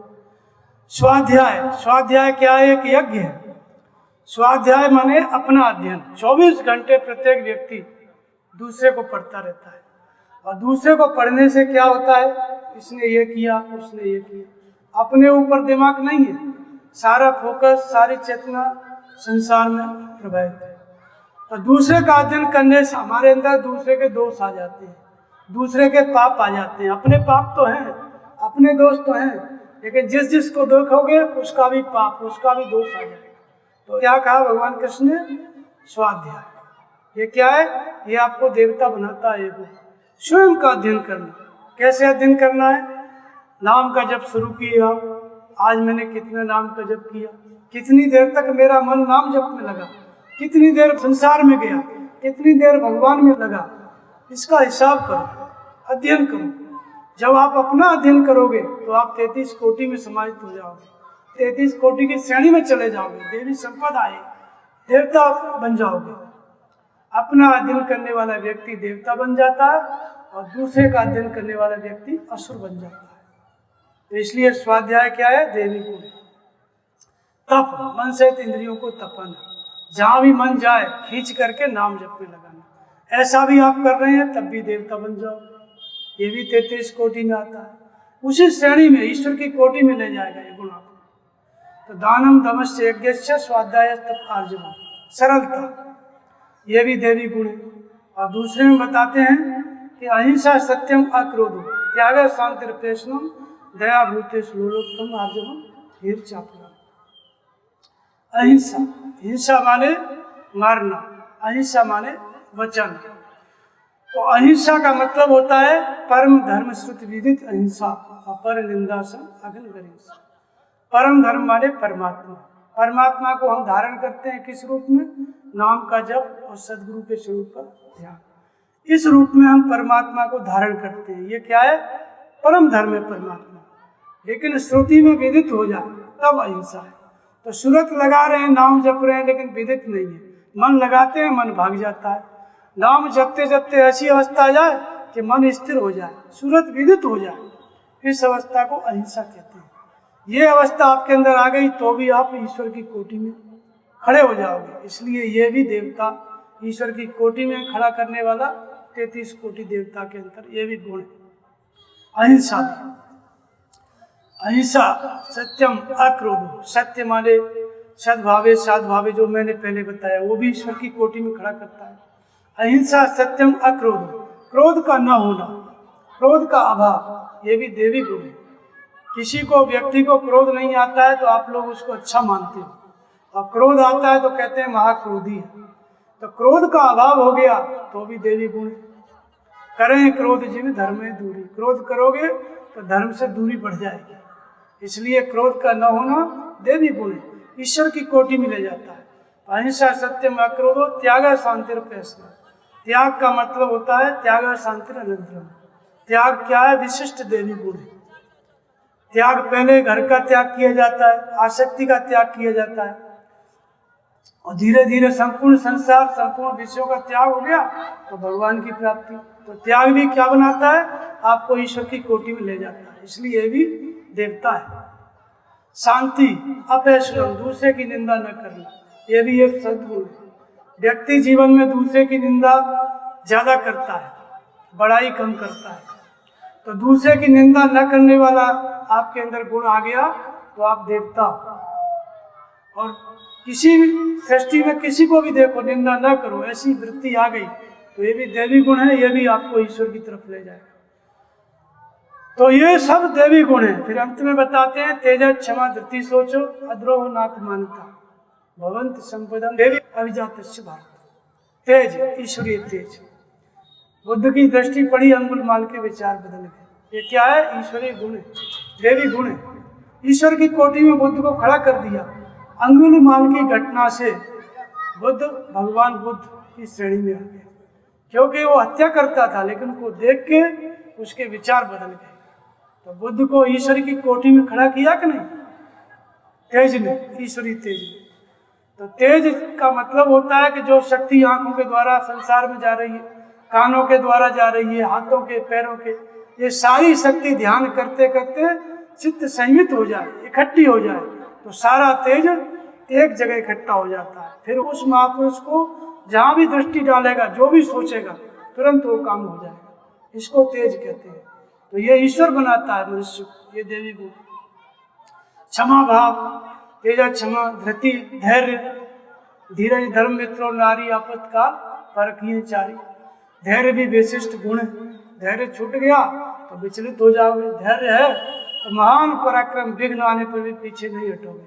मीराबाई को विष दिया गया, पी गई, पीछे नहीं हटी। ये धैर्य, ये देवता बनाता है। ये आपको, ये देवी गुण है, ये ईश्वर की कोटि में ले जाता है। धृति सोचो अद्रोह नाथ मानता, प्राणियों में दया की भावना और अपने में पूजिता के भाव का अभाव, मान सम्मान के भावना का त्याग, ये भी देवी गुण है। संसार में संत चलेगा तो कहीं सम्मान मिलेगा, कहीं अपमान मिलेगा, दोनों में सम हो जाए तो वो ये विशिष्ट गुण है, देवी गुण है, जो उसको जीव की कोटि से निकाल के ईश्वर की कोटि में ले जाता है। तो इसलिए 26 लक्षण ये किसके हैं? 33 कोटि देवता।